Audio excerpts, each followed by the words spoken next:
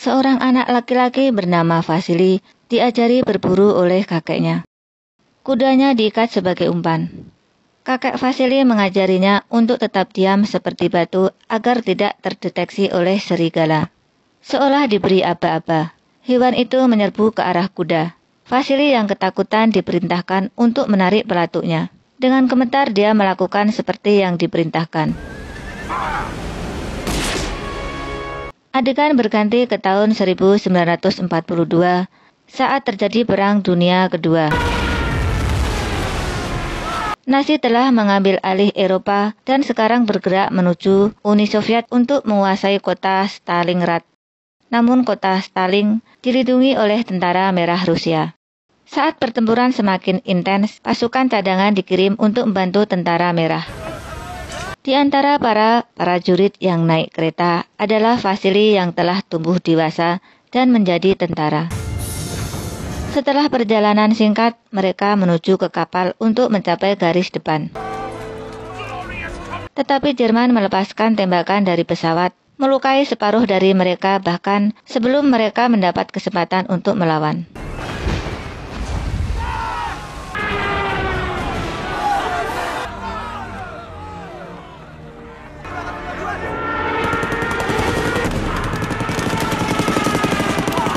Akhirnya kapal mencapai dermaga. Tentara yang selamat segera diberi senapan. Vasily tidak kebagian senapan dan hanya mendapat beberapa peluru. Dia diminta untuk membantu teman-temannya.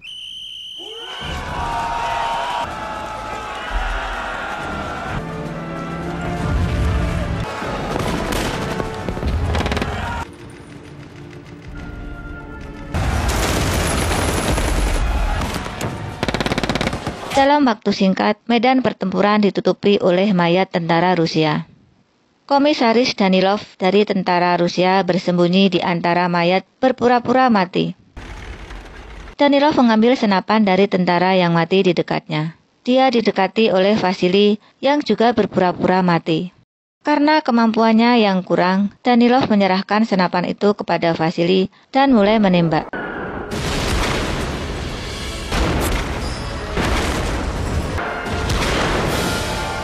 Danilov terkejut melihat keahlian Vasily yang luar biasa yang menjatuhkan semua penembak jitu musuh. Setelah diselamatkan dan mereka mencapai markas, Danilov mencetak beberapa pamflet untuk menyebarkan pencapaian Vasily. Akibat banyaknya tentara Uni Soviet yang gugur di Stalin, ketua pasukan bernama Nikita Khrushchev akhirnya turun tangan untuk membangun kembali sistem pertahanan. Dia mengevaluasi kembali strategi bawahnya, tetapi yang dia dapatkan hanyalah strategi lama yang sama sampai Danilov menyarankan agar mereka memberikan harapan dan menghadirkan pahlawan yang dicita-citakan semua orang. Danilov merekomendasikan Vasily dan mendapat izin untuk mencetak kisah kepahlawanannya di koran militer. Vasily, the young shepherd from the Urals, killed his 12th German officer today. Setelah itu, keterampilan Vasily dikenali dan dipindahkan ke divisi penembak jitu. Kisah kepahlawanannya menjangkau semua orang di seluruh negeri. Akibat dari propaganda dan kisah kepahlawanan Vasily, Jerman mengerahkan seorang penembak jitu terkenal, Mayor Erwin Konig, untuk membunuh Vasily. Suatu hari ketika Vasily sedang dalam misi, dia bertemu dengan seorang anak laki-laki bernama Sacha, warga biasa yang mengaguminya. Sacha mengundang ke rumahnya. Nyonya Filipov menyambutnya dengan baik. Danilov membawa surat dari penggemar yang harus Vasily balas. Beberapa saat kemudian, seorang wanita bernama Tania masuk ke dalam rumah. Dia adalah seorang prajurit dari misi lokal yang dianggap anak oleh Filipov. Vasily teringat bahwa dia pernah melihatnya di kereta saat dalam perjalanan ke Stalingrad dan berharap dia juga mengingatnya. Saat mengobrol bersama, di sini jelas bahwa Danilov dan Vasily sama-sama tertarik padanya. Keesokan harinya, Vasily dan rekannya bernama Ludmila dikerahkan ke bekas departemen store tempat penembak jitu musuh berada. Ketika dia sampai di sana, dia melihat bayangan di dekat jendela dan menembaknya. Percaya diri dengan kemampuannya, dia dan Ludmila masuk ke dalam dan memeriksanya. Vasily menemukan patung rokok dan menyimpulkan bahwa penembak jitu itu masih ada di dalam. Tiba-tiba beberapa pesawat pengebom melewati area tersebut dan gedung-gedung hancur dan membuat Ludmila panik. Vasily mencoba menenangkannya, tapi dia buru-buru lari. Akibatnya Mayor Konik dengan mudah menembaknya. Dalam adegan berikutnya, Mayor Konik kembali ke tempat persembunyiannya. Sacha memberinya informasi tentang Vasily dengan imbalan makanan. Untuk menghadapi Mayor Konik, seorang sniper berpengalaman bernama Kulikov membantu Vasily. Hari berikutnya, Vasily dan Kulikov pergi ke zona merah untuk mengintai musuh. Tentara Rusia yang berhasil ditangkap diganti seragam tentara Jerman untuk dijadikan umpan. Tanpa ragu, Kulikov menembaknya.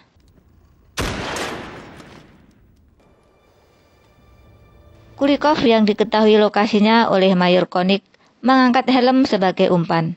Namun Mayor Konik yang jauh lebih berpengalaman mengetahui tentang apa yang mereka lakukan dan tidak jatuh ke dalam perangkap. Saat mereka pindah ke tempat lain, Mayor Konik membunuh Kulikov. Kejadian ini merusak semangat Vasily. Ketika Vasily kembali dengan putus asa, Danilov berjanji kepadanya bahwa mereka akan mendapatkan lebih banyak informasi tentang Mayor Konik. Sementara itu, Mayor Konik kembali bertemu dengan Sacha dan menanyakan segala hal tentang Vasily. Keesokan harinya, dia menunggu Vasily di lokasi yang disediakan Sacha. Setelah beberapa saat, Vasily dan rekannya diam-diam melakukan jalan melalui pipa. Begitu mereka keluar dari pipa, Konik dengan cepat melepaskan tembakannya, yang menyebabkan Vasily menjatuhkan senapannya dan bersembunyi di balik batu. Vasily meminta rekannya untuk kembali ke markas karena tangannya terluka. Tanya pergi untuk menyelamatkan Vasily.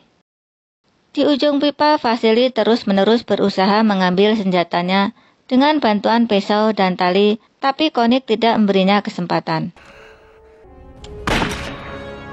Saat sebuah bom mengguncang pecahan kaca di mana-mana, Konik melihat Vasily dengan jelas.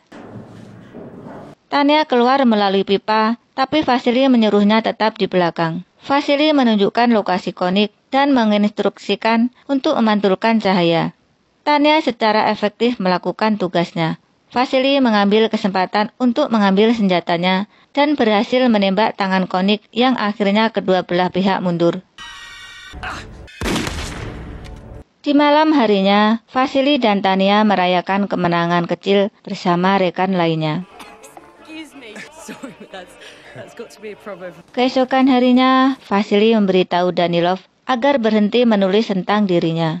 Dia juga ingin menjadi tentara biasa karena gelar pahlawan perang telah membebaninya. Danilov tidak menerimanya dan mengungkapkan bahwa Sacha telah bekerja sebagai agen ganda.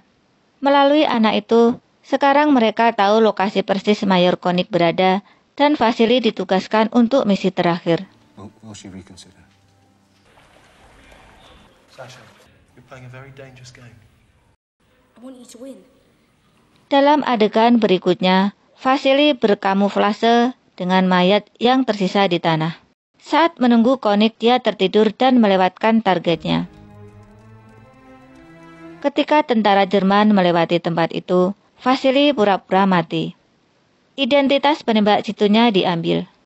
Pemerintah Jerman menggunakan identitasnya sebagai bukti kematian Vasily dan berencana untuk memulangkan Mayor Konik, namun Konik 100% yakin bahwa Vasily masih hidup. Kemudian markas mengumumkan kematian Vasily melalui pengeras suara, pasukan menjadi kekacauan. Sementara itu, dalam upayanya untuk menangkap Vasily, Konik memberitahu Sacha lokasi berikutnya. Dia percaya bahwa anak itu pasti akan membawa informasi itu ke musuh. Di tempat lain, Danilov mulai menulis pengumuman kematian Vasily. Tiba-tiba dia muncul. Vasily segera pergi ke stasiun untuk menyelamatkan Tanya yang pergi sendirian untuk membunuh Mayor Konik. Tanya senang melihat Vasily hidup dan menanam ciuman yang membuat Danilov cemburu.